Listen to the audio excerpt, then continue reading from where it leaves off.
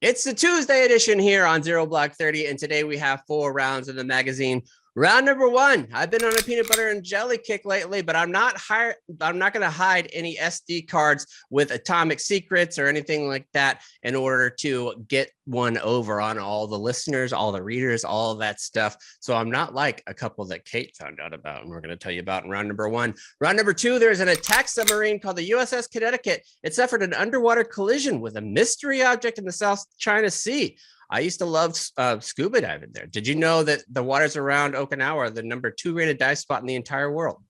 No, I had no idea. I know number 1 is the southern New Jersey. That's exactly right. Yeah. Seattle is where it is. Yeah, Seattle nice. City. Finally, round number 2, there's the mailbag because it's going to be a Chaps and Kate version of the show today. Cons is out. So we took to Instagram, did a little AMA. We're going to answer some of your best questions there.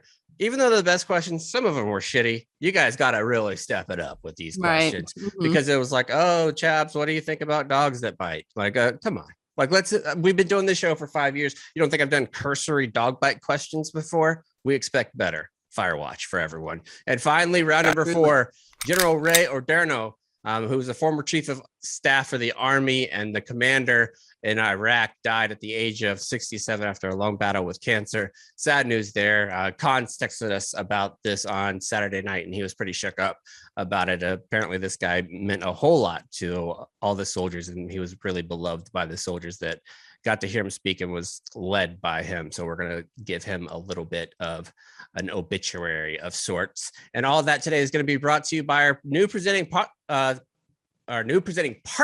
I don't know why I can't speak, not a good time, but that's for Black Rifle Coffee, who is headquarters here in San Antonio. I'm looking forward to go checking out some of their brick and mortar spots because they look really, really nice. Like I saw one when I went to Bernie, which is just outside of, it's a little town just outside of San Antonio, and it look lovely, man. They're doing a good job of decorating, and I feel like you would look at this spot and be like, oh, it's going to be shitty brick and mortar spot. It's all veterans. Oh no. It looks nice, like Chip and Joanna made it. Have you seen them, like the actual brick and mortar stores?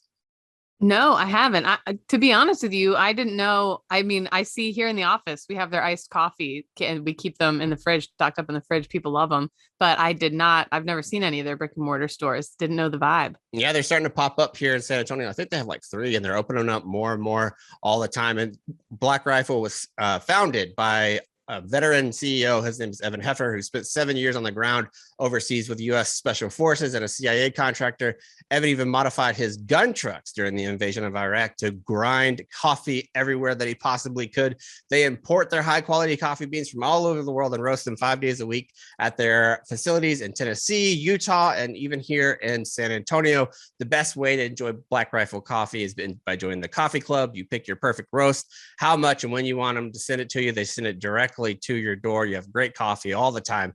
Go to blackriflecoffee.com/0. Use the code 0 to get the freshest coffee in America shipped to you. Let's get going with the actual show, Kate. It was a busy weekend here at my place because I am heavily locked in on the Squid Games. I asked you before we started, you haven't watched it yet, right? Right. Squid Games. It's on Netflix, right? It is. It's the number 1 show on Netflix right now. And it was originally filmed in Korea. And I started the show doing dubbed, like where you have English speakers speaking over the Korean actors, how it was filmed. Immediately within the first 5 minutes, I changed back over to the Korean language where I was reading the American subtitles, because the passion of the people's voices has to be heard. Like the people that dubbed it over, it sounded legitimately like they took the actors from Caillou. They were like, you guys go in and say all these lines. It made it awful. And that's how Large has been watching it. And he watched it dubbed and he was like, I haven't really got into it that much because you don't hear the pain and angst and like the fear that's in these people's voices. You have to watch it on subtitles. Is it kind of like Hunger Games meets Saw meets like? Yeah, I would say it's like it's almost like Saw meets Willy Wonka in a way where it's very dark, it's very violent. And I first really heard about it because I've seen the memes and things like that on Twitter, but I never really paid attention. Cardi came home from school and was like, hey, I saw these memes about Squid Games. It's on Netflix. It's the number 1 show on Netflix. I want to check it out. Some of my friends are watching it. And I pulled it up. I saw the little thumbnail on it, and I saw that it was TVMA for violence and like brutal scenes. And I was like, how? Wait, let me watch an episode of this before I commit to watching it with a 9-year-old. And so Annalise and I watched it that night, and I was legitimately terrified for McCartney's friends. Like, how are these kids that are 9 years old going to sleep at night? Like, it's people getting shot in the head and like Quentin Tarantino blowing up, like type of their skulls are going everywhere and shit like that. Not a kid friendly show at all. But you said you didn't watch it because you don't like watching violent shows. No, I don't. It's this weird thing. Something's like broken in my empathy meter or something, where movies like Saw and movies where people get hurt, and even like watching Jackass and stuff, I always have to look away at the parts where they get hurt. I feel it. I imagine what it would feel like, and I can't function. Like when I don't know. I just can't handle it. So weird for someone who's in the military to be like, yeah, I can't watch violent movies. I don't like them. No, I think certain types of violence I am completely fine with. Like if it is a violent movie like Inglourious Bastards or something like that, I'm totally good with it. But something like Hostel, where it's a serial killer, it's a crime. Like I think in a setting of combat, you expect violence. But as like a normal person, you don't expect it whenever you're dealing with just normal everyday life. And that's something that can have a Hostel. I need to show you something right now. And this is, yes, please you're gonna have to tune into the YouTube to see this. Look at what just showed up. Can you see it? Oh wait, can you see what are you showing me here? Okay, this is the side of Chaps' office. Oh, how can you not see? How is it not showing up there? Oh my god, there's an enormous spider, like huge, oh hell no, that is, okay, let me see. I don't, oh wait, it's where is it? Thing. I gotta show. Where the fuck is it? Oh god. You see it? Oh my god. Oh my god. It's enormous. It's huge. What is that? A tarantula? A tarantula. They've been around in San Antonio lately. And there's holy one, shit. I just saw it out of the corner of my eye move, and I was like, oh shit, what is that? And I look over, and credit to me for keeping it together so the listener won't have to deal with any of that stuff. But that's a huge tarantula. Holy shit. Yeah, that is an enormous tarantula. No thanks. Hard pass. When we would be in the field in California, the guys would catch them in boxes sometimes and try and make them fight. But not my cup of tea. Hold on, we got to pause it. I got to get this thing out of here. Yeah, fuck that. What happened? Oh, I killed it. You killed it? Yeah, I got to get, where am I supposed to put it? Back outside? Yeah. No, not that thing. Not around here. And Elise would straight up kill herself. If that Whoa, thing was, what a mess though. That's a lot of guts. Yeah, I just went with the knife head off. You didn't record that? I had no, I didn't. I should have probably. You just chopped a spider's head off with a knife? Uh-huh. Yep. All right, let's get going with the actual show here. So the violence, like I'm totally cool with the violence if it's a situation like war where it's supposed to be. But if it's a thing like Hostel where you're just backpacking, if you're taking a Cape Gooth trip and you're going to Eastern Europe and next thing you know, you're getting your teeth pulled out of your face. Like that's something that could happen and is scary because you're not expecting violence in that situation. That's kind of what this show is. It's just extreme violence just for the sake of having extreme violence. Very, very scary. And I think you get used to it whenever you've done war, you've been around war, you've been around people that constantly are going to war. There's a game show it's a game. It's not a game show. Yeah, it's part documentary, part video game called 6 Days in Fallujah, and it uses gameplay to recount history and recreate true stories from the Second Battle of Fallujah. The offensive, codenamed Operation Phantom Fury, saw the U.S. Marines lead a joint force Chaps, you were there, with the British and Iraqi troops into the ancient city. It went from November 7th to December 23rd of 2004. It's U.S.'s toughest battle since Hue City, Vietnam. I mean, it's, again, if it's in the birthday ball message, it was kind of a big deal. So yeah, it's definitely a huge, really impactful battle in Marine Corps history. So I wanted to ask you, Chaps, is this something that, because you were in Fallujah, you were shot, is this something you would want to play, or would you have trouble picking up the controller? And I don't think it's something that I would play. I mean, I take that back. I probably would play it because I do play Call of Duty, and those games have been set all over the place. They've been set either in Germany in World War II, where then you go on and fight the Nazi zombies and things like that. Or they had games where you would fight in World War I and you actually do trench warfare and you go in. It makes sense now that we're this far removed, almost 20 years removed from the Second Battle of Fallujah, where these types of things are going to pop up. There was definitely conversations that I've had with other people who served in Fallujah where we're like, there's going to be movies about this made. And you see that like American Sniper, like there's going to be movies about this made because it's just that kind of battle. Like, you're going to be in it. So I don't agree with that. They shouldn't do this because it's a realistic battle. I think if you're going to do that, you have to be very, you have to be consistent across the board because World War II obviously was fucking terrible. World War I is terrible. And now just because it's a recency thing, Fallujah is going to be just the next one. And I'm sure Marja will eventually have a video game and all of those things too, but it doesn't really bother me. And I think the point of the article here was that it's targeting brown people. It's targeting people that are Middle Eastern, right? Well, people are saying that the premise of 6 Days in Fallujah. Yeah. So like I was saying, violence is fine for me to watch violence. If I'm going to watch Inglourious Bastards or I'm going to watch a show like this, like I know what type of violence that I'm getting into. When I'm watching a war movie like Saving Private Ryan, you're going to see violence, you're going to see people that are depicted being killed in battle. But I think when it's a war scene, you have that as like an expectation that it's going to be violent.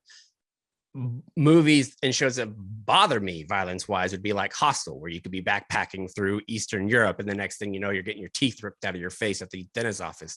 And we mention all that because there's a new article that came out in CNN that's talking about this game documentary / that is called 6 Days in Fallujah, right? Yeah, it was originally developed by Atomic Games and set to be released in 2010, but there was a lot of criticism about it because I mean it's a really heavy topic. A lot of people were killed, Iraqis, and so it was really contentious. But the argument about releasing it is that it gives you a real life event. And yeah, I know what you're saying. You don't have to get so that this movie, this documentary, it is designed to be realistic because that's what people want in a lot of video games now. You want part documentary, part game. You want it to be as realistic as absolutely possible. You're seeing some of that with the last Call of Duty where they were in the Battle of Way City and they actually had realistic spots that they were going to. This game like that, for me as somebody that's been to Fallujah and knows a lot of people that were in Fallujah too, I thought while we were there that eventually this would be a movie. Like this is the battle scene that's going to be a movie. I think Marja will be too. That's just the way the world works. You have games that are like World War II, games that are like World War I. It's going to be a thing that comes out of these types of battles. But I also understand the hesitancy because there is so many people that are Middle Eastern descent that are targeted, and there's so much bigotry surrounding that having a game like this where you're legitimately targeting people who look like that might be planning IEDs and shit like that, it's very, very difficult for what we're continuously going through in the country. So I understand a little bit of both, but to answer your question shortly, I think that I probably would play it. I don't know if it's something that I would I don't know how I'd play it or if I would make it through it, but I would at least want to see it. And it would be very interesting to see, because one of my favorite games that I've played, and I've told you this before, is the Spider-Man game, where it's based in Manhattan, where it has allowed me to learn Manhattan because the maps in the game are exactly like the city, like it's where it is. I wonder if they went to that painstaking level of detail, because I think for somebody like me and so many other people who were there, it would be interesting, not doing like the battle portion of it, but just being able to have like that simulated environment where you could go check out places, like where I could take my character and go outside the Cloverleaf and Fallujah, or I could go to Karma, the city that I was actually shot in, and check it out, almost like what Kyle Carpenter had the opportunity to do in Marja, because I don't know if you know this or not, he got the chance to go back to Marja. We had Rocky on the show, who was a former Pittsburgh Steeler, who got to go back to Vietnam and go back to the field where he was injured in. And so I think something like that would be very cathartic to go see where I was at, but not actually have to be there. Like you do it almost like virtual reality. I could see there being interesting things that happen. Like I could bring my kids down and be like, oh, well, check this out. This is where I was. Remember how I told you that Iraq's not just a desert, it's beautiful. There's palm trees and there's the Euphrates River. And you could show them things that you don't get the same impact as if you're pulling up Google Images, but you can actually walk them through like, oh, this is a canal that I actually had to jump over. These are 6 feet deep. And I would throw Psycha in there from time to time to make sure that it wasn't too deep. I think there is good things that could come of it. But overall, I think I understand where these people are coming from. People saying it kind of trivializes something that was so intense, but I can see out of curiosity, right, that I'd kind of want to go back in and see what it was like. And yeah, I'm curious to see how the game's going to go over. Or just have an alternate version where you can do normal things. Like you could actually sit on the banks of the Euphrates and fish, and you don't have to do war stuff. Or you could just be a tourist of Iraq. What was the great one from The Onion? It was like the real Call of Duty, and it's just you waiting in the smoke pit for your mom to send socks over. You're cleaning for like 2 months. Yeah. Like masturbating in a porta-john. And yeah. So all that being said, I think you should check out Squid Game. It's fantastic. I think it's one of the best shows that I've seen in a long time. Very, very interesting. I'll give it a whirl. I'll let you know on the next show. But they don't mention one key aspect from a military podcast perspective. They say all these dudes are super nervous and like going through this and they don't have any idea what to do. I feel like they should really point out that every single one of those males in the show would have had military experience because they all served 2 years there. So every single one of the adult males would have military experience. Yes, that's true. Do women have to serve there too, or it's just men? I don't believe so. I think it's just men. And you get a waiver if you win a medal at the Olympics. Whoa. You don't have to do it. That's why some of the baseball players went over there. They're really trying hard to win. And then there's a golfer, I believe, who got a bronze medal. So he didn't have to do the 2 years. Wow. Okay. Yeah, motivation to be athletic. I know. That's a big time motivation. All right. Let's move into round number 1, where we're going to do a little peanut butter goofing. This one comes to us from Politico. What do we got, Kate? Yes. A Maryland couple was arrested Saturday and accused of trying to sell military secrets to a foreign power. According to the Department of Justice, Jonathan and Diana Tobel were arrested in Jefferson County, West Virginia, where they were attempting to sell, allegedly, information about the design of nuclear reactors on American submarines to someone they thought was an agent of another country, but was actually an undercover FBI agent. Well, hello, I'm John Quinones. I see you were trying to sell your FBI or your submarine secrets. The complaint charges a plot to transmit information relating to the design of our nuclear submarines to a foreign nation, according to Attorney General Merrick Garland. Jonathan Tobel, 42, is described as a nuclear engineer employed by the Navy. The Department of Justice said he and Diana, 45, first sent information in April to an unspecified country offering a sample of restricted data and instructions for establishing a covert relationship. It also alleges that Tobel began corresponding via encrypted email with an individual he thought was a rep from a foreign government. Again, actually an FBI agent. The FBI successfully convinced a skeptical Tobel that he had successfully connected with a foreign agent by conducting an operation in the Washington, D.C. area that involved placing a signal at a location associated with an unspecified. If I was trying to sell secrets, and you know what I would be looking for was stuff I've seen in the movies. Like, all right, Kate, pack a suitcase, transfer it at this bench. I'd be like, this is legit. This is definitely what other countries do. So it sounds like that's kind of what they did to him. But also, how do you get involved in something like this? And I do think, how do you feel about this being entrapment? Because if he's skeptical at first, acting like he doesn't really want to, and then they're kind of talk him into it, I always feel not bad because you're trying to sell nuclear secrets to a foreign government. So I don't feel bad. But it's like when these dudes go out and they get caught in a sting for like prostitution. It's like, I don't know, man. Like you kind of set the dude up here a little bit, like where he's going to be doing a little prostitution goofing because you're trying to sell him a Blizzard at Dairy Queen. Next thing you know, you're dumping him out and asking him if he wants a HJ for $15. Of course, the answer is yes. Well, again, I got arrested when an undercover told me to throw something into the street, 40 ounce, and I did it. So I mean, see, that's not fair. That's not fair. But I have no sympathy for these people, though. In any way, nuclear secrets are a little different. You know why I don't feel bad for them?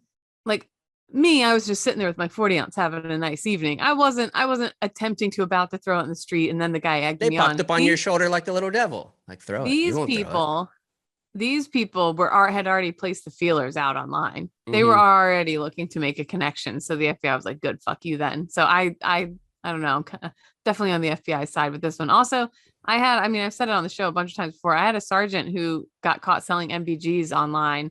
He was like trying to use eBay or something. It was for his wife's boob job. So Should you have never done a know what GoFundMe. I mean, you do a GoFundMe for everything else. You put out there like, hey, I want my wife to get some new bonkers. Yeah.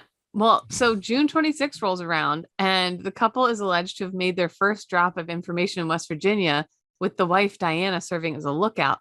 There, with Diana Toby, I've been screwing up their name this whole time. I That's also fine. just want to take a time out because I just can't get through the show. My brain is complete and utter jelly today. I can hear myself not even reading right. No, I think My we brain- got to keep going. I think this is what people want to hear. They want to hear scatterbrain Kate. This is real life. You have mom brain. This is real life. We're going to power through. You're going to be okay. I'll take over the reading responsibilities. So these people, they made their first drop in West Virginia. There, Diana acting as a lookout. Jonathan placed an SD card concealed with half of a peanut butter sandwich at a parade dead drop location, the Justice Department He hid said. it in the sandwich. Yeah, which is a good spot, I think, because you're going peanut butter and jelly. If you're having a big sandwich, like one of those monsters that you would get at like Potbellies or something like that, if you have a huge sandwich like that, people are like, there's probably an SD card in there. A regular old PBJ, you're not thinking that at all. And an SD card is a brilliant spot to put it. So they have the SD card in there. Next thing you know, they're thinking that they're going to get $100,000 and they get charged and they end up most likely going to prison for 20 years. And this dude used to be a nuclear engineer for the Navy, is a contractor now, and is a civilian. So I imagine he makes pretty good money.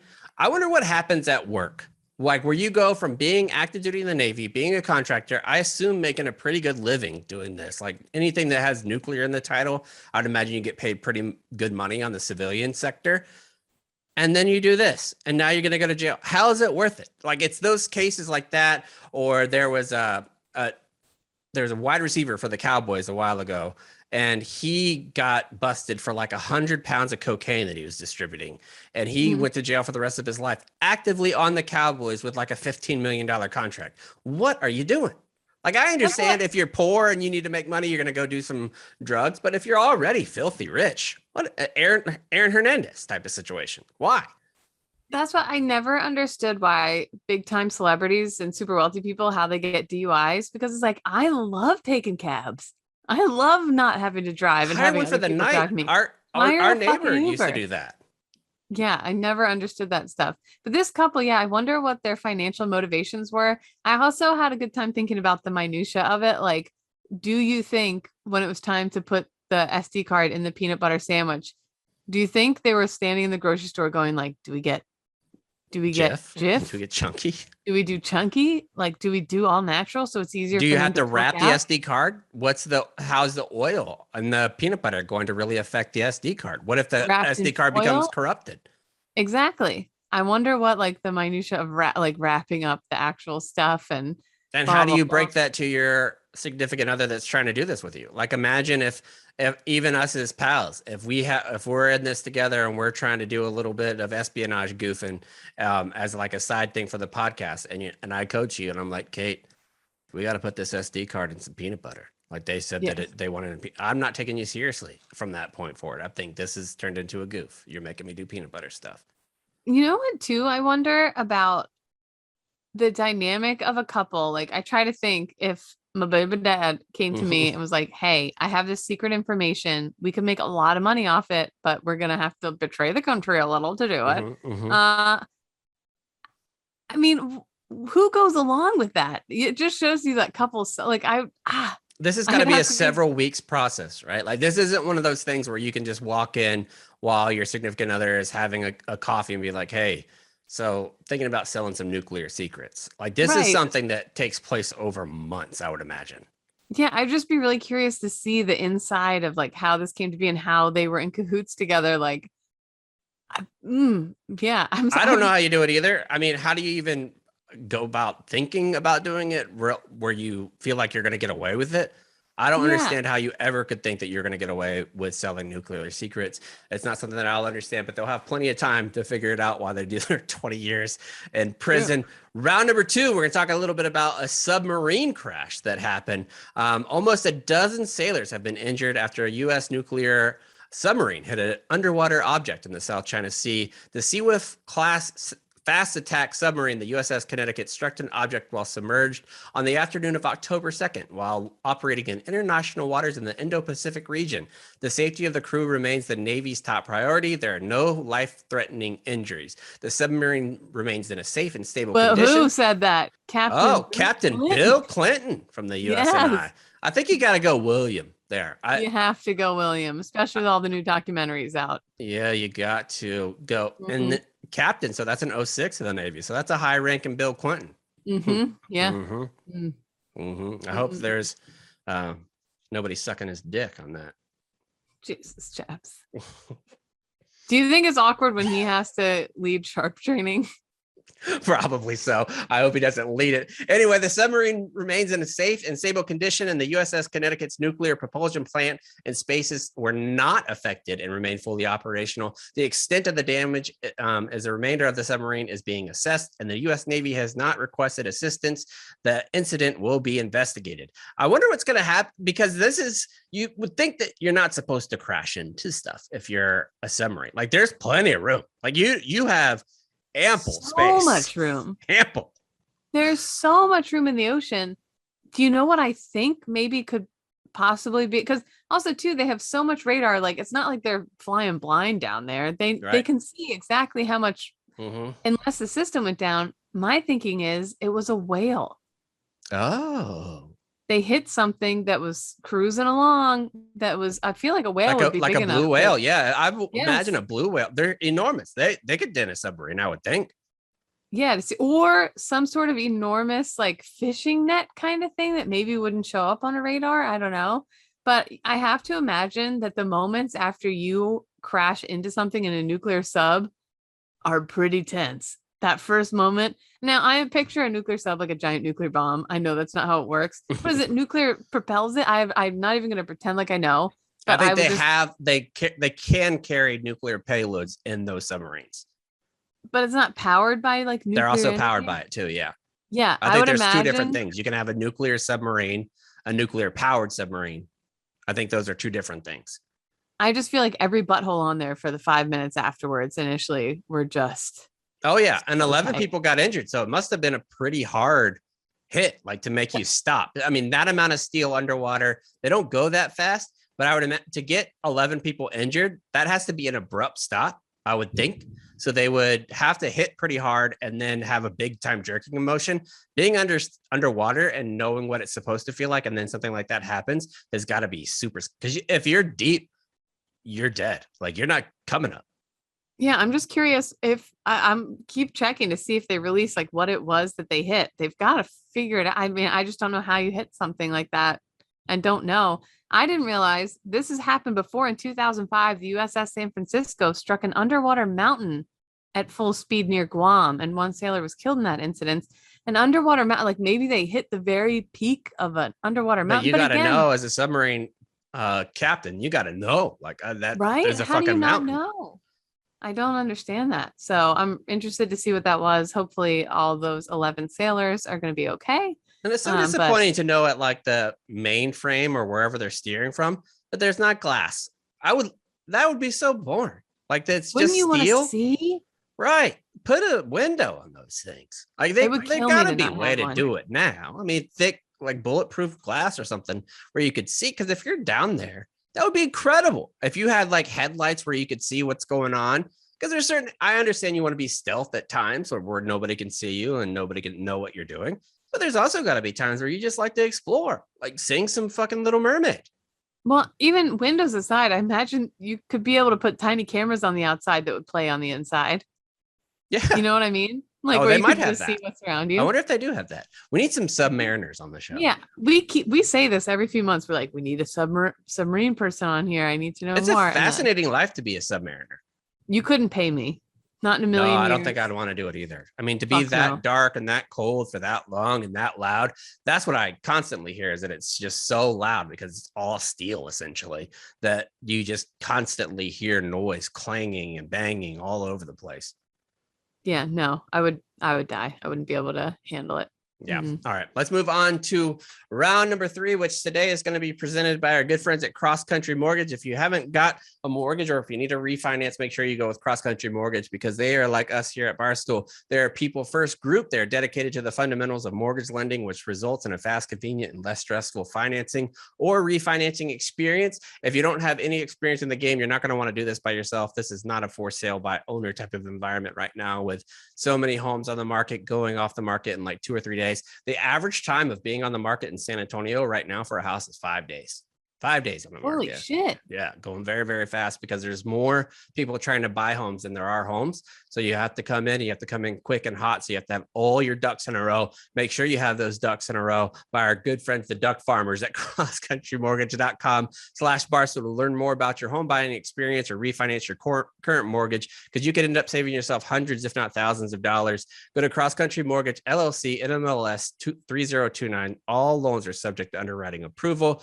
NMLS consumeraccess.org. Check them out. They're great. They're super easy to work with and very, very friendly as well, which is super important. All right, let's move on to our mailbag. I tweeted this out, or put it on Instagram stories the other day, because we haven't done a mailbag type of thing in a while. One of the first questions from the first Adam said, if you knew you were going to have a child every time you had sex, how many times do you think you would have sex in your life?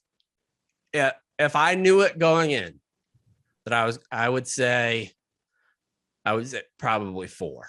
4 is about as high as I could go. That's what I was gonna say. 4. Yeah, because 5, some of my friends have 5. One of my friends has 6 kids. You just never have a moment to think. And I think I would have sex twice within 2 years.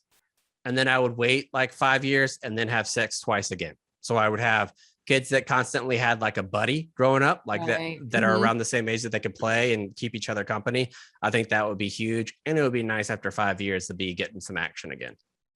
I seriously don't know how. And I'm older. You'd think I would have a better handle on it than like younger parents or whatever, like younger first-time parents. I don't know how anyone has more than one. And I'm saying this as also somebody who, being a mom is my favorite fucking thing on the planet now. I love it. I can't get enough of the kid. He's the most amazing thing that's ever happened to me. But I don't know how you do more than one. I don't know how anyone functions or goes to work. Or I think that with twins, like I understand like how you could do it separate, but moms who are breastfeeding twins, like those ginormous babies that are on TikTok right now that are like 30 pounds or whatever. How do you carry both of those around? And just constantly being up, changing, your whole life would be diapers. But then I would imagine being a twin parent is brutal, like the first 2.5 years. Oh. But then when they can start playing alone, and then you have more of a reprieve, because then they always have like a built-in playmate. Have a buddy. That's with my little Cash guy. He's probably going to be an only child. Like I feel bad because I feel like it's so great to have those buddies, but I'm like, yeah, no, I feel like the muscles, there's muscles in my back that I've thrown out because I've like let all my muscles atrophy after I got out of the Marine Corps. Mm-hmm. Like I am not built for it, man. I can't do that again. Holy shit. I was using a cane at the end of my pregnancy.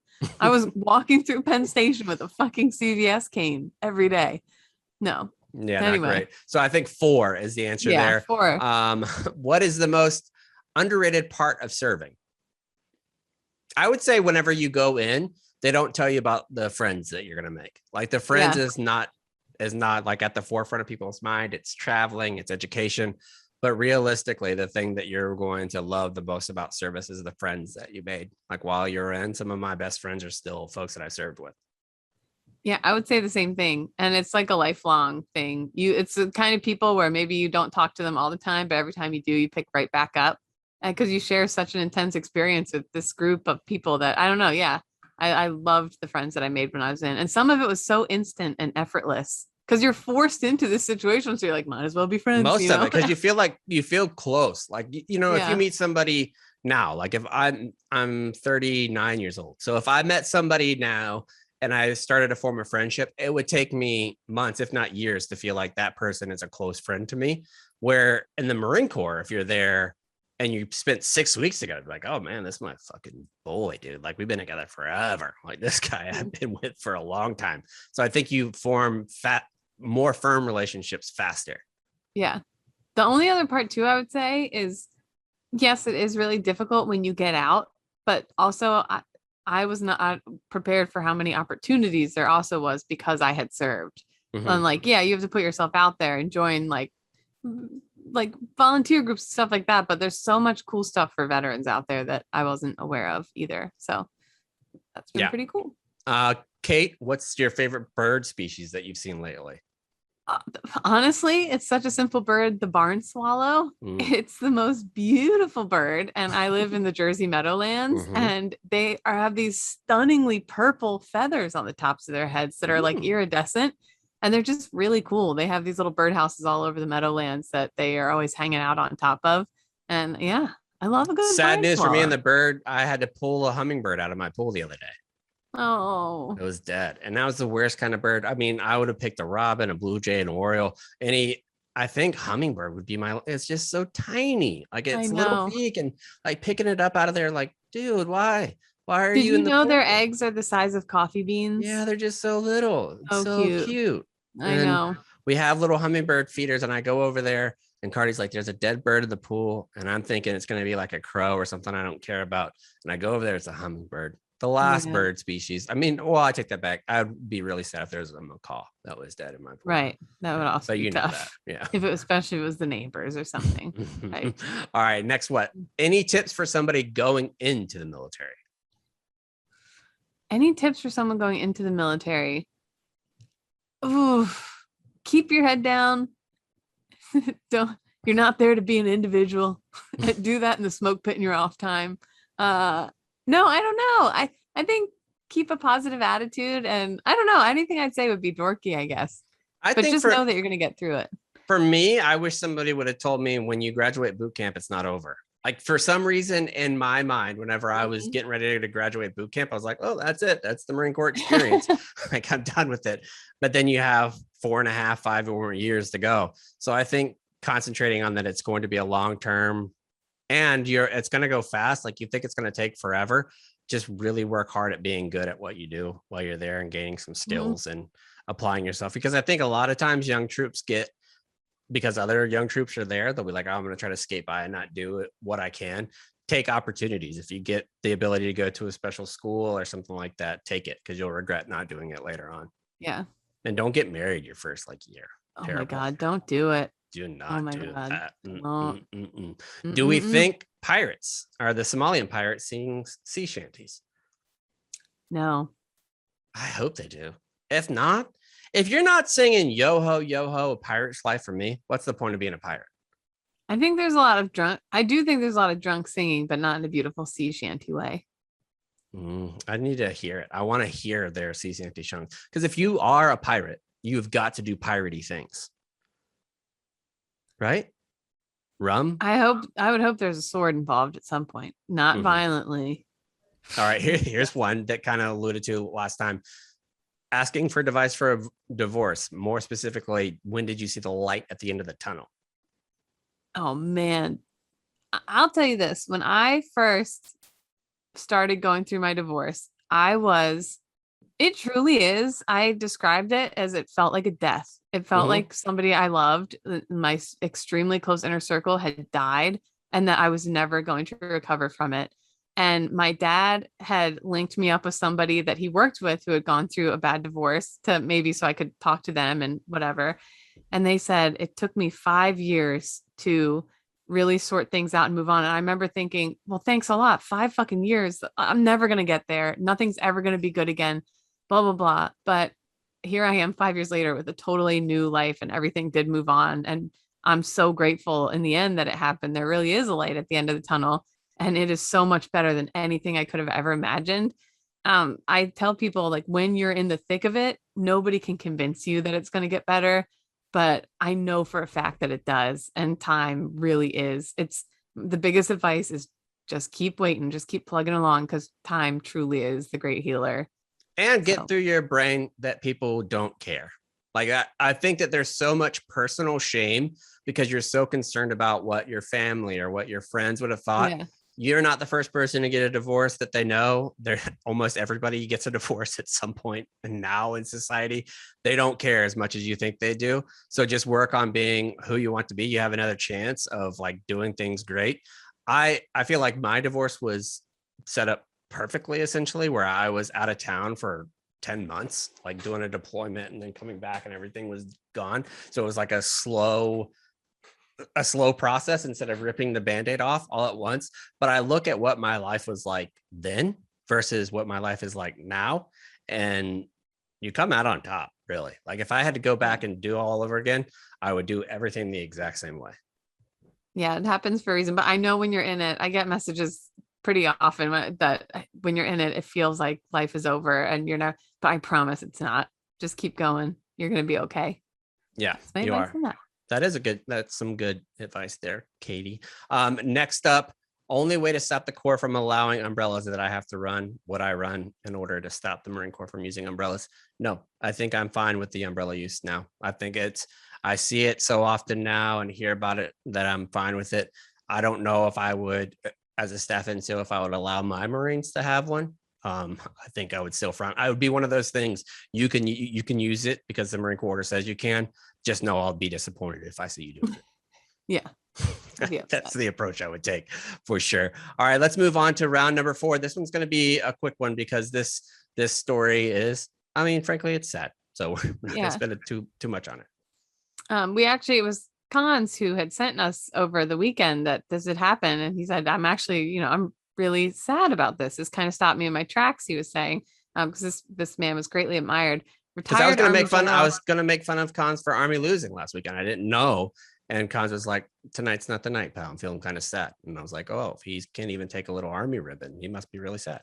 Yeah, this very, very respected general, retired Army General Ray Odierno, who rose up to be the top U.S. commander in the Iraq War more than a decade ago. He passed at age 67. He died of cancer, according to his family.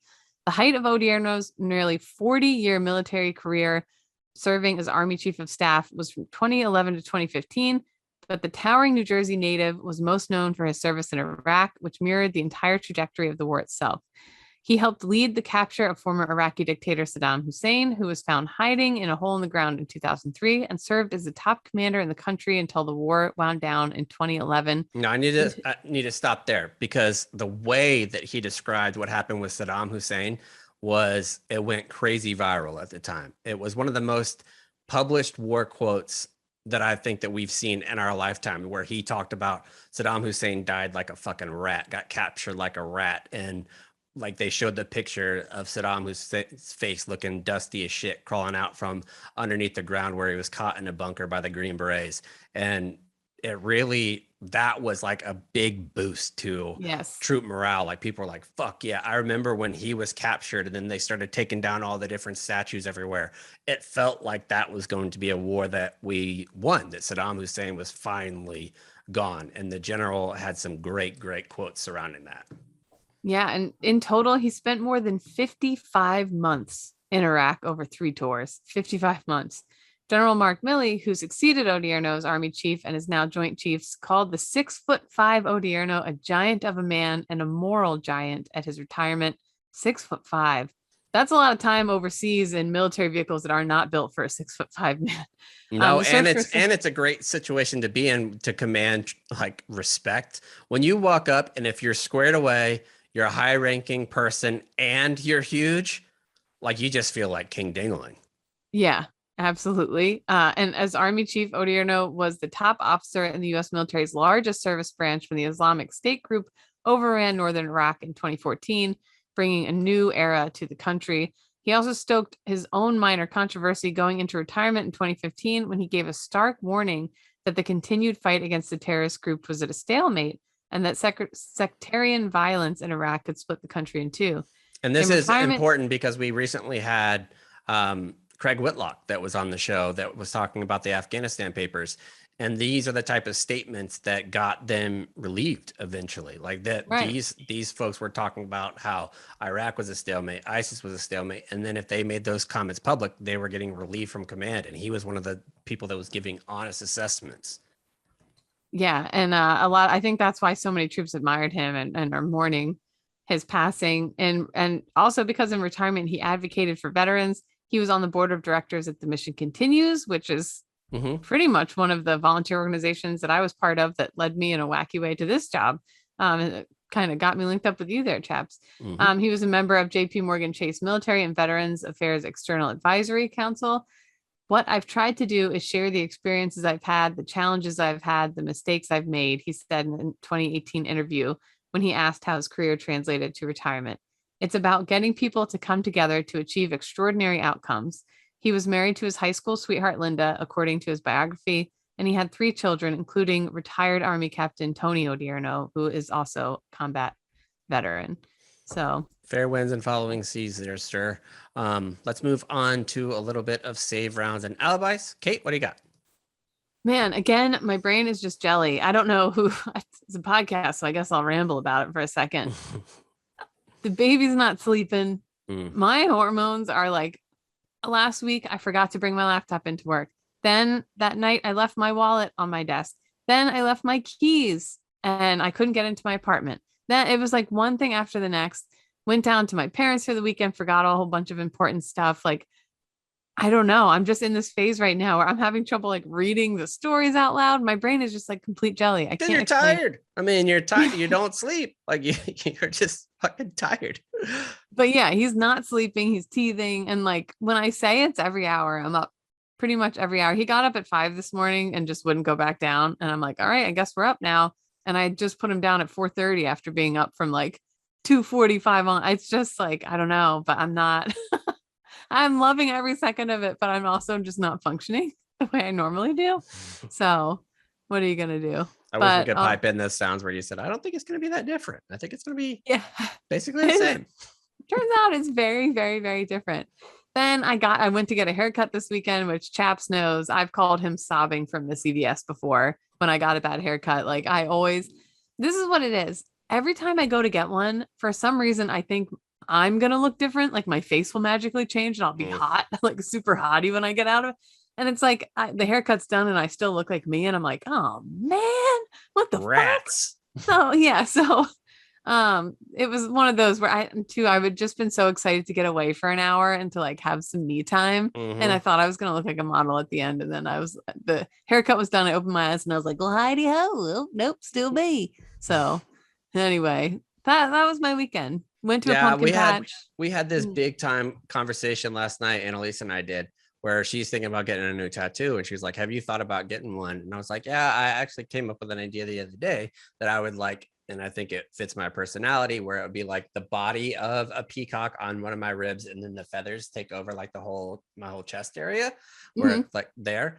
And she was like, well, that would be cool. If you want to do that, go and do it. And I was like, I'm not nearly good enough shape to get like a body tattoo right now. Like it would just be like tattooing a can of biscuits. Like you don't want to do that. Yeah. She was like, well, do it for you. If you're going to feel good about it, don't worry about what other people are going to see or what other people think. If you want to put that on your body, go ahead. I'm like, well, I appreciate you gassing me up, but I still would feel like a piece of shit if he's like, oh yeah, cool. Yeah. Not needed. It's just one of those things. Like I don't know what clothes to wear anymore. I have no sense of style because all my clothes fit me different now. My whole body is shaped different. It's just one of those things, man. I'm telling you. I didn't know. And I think that social media has helped like show what new moms are going through. There's this one woman that I follow, and she talks about how she's been breastfeeding and her baby's like a year old or something like that.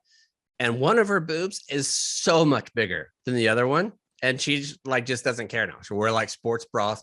One of her boobs is like enormous and the other one is like a normal size boob. And she's like, this is my life. The baby only likes to eat from one boob. So this one's just gets the milk and the other one doesn't. It's crazy. And it takes up so much of your time. Like I'm still doing it and it takes, but like, this is TMI, but what do I care? Whatever. My tits are running out and it's the whole thing. I don't even know if anything I'm saying right now makes sense. I'm really in the thick of it. I didn't know. It's a delight. Anyways, Chaps, how about you? Things are going good here. We'll see you guys on Friday, Southern Retreat.